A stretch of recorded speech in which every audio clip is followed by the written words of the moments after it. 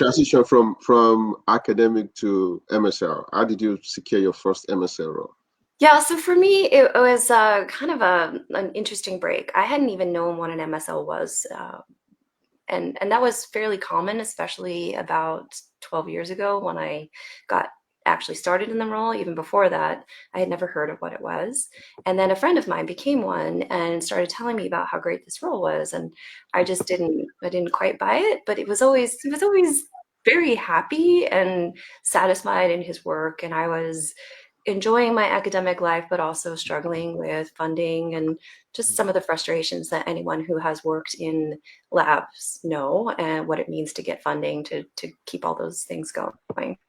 So there were definitely frustrations. And I think I finally just kept somewhere down. He convinced me that this was a great role. And then one day he reached out to me and said, "Hey, there's an opening in Florida," which is where I was living and still am. Just send me your resume. And for whatever reason, I said, sure.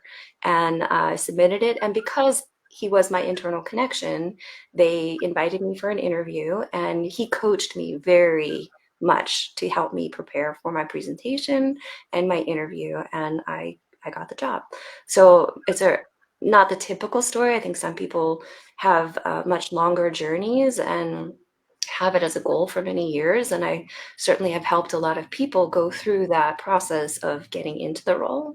But for me, it was kind of a just the right day at the right time. And in the process of interviewing, I was like, yeah, I don't know. I don't know if this is for me.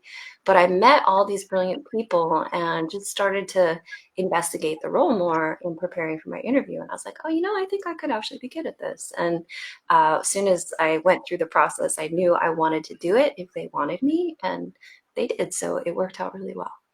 Yeah.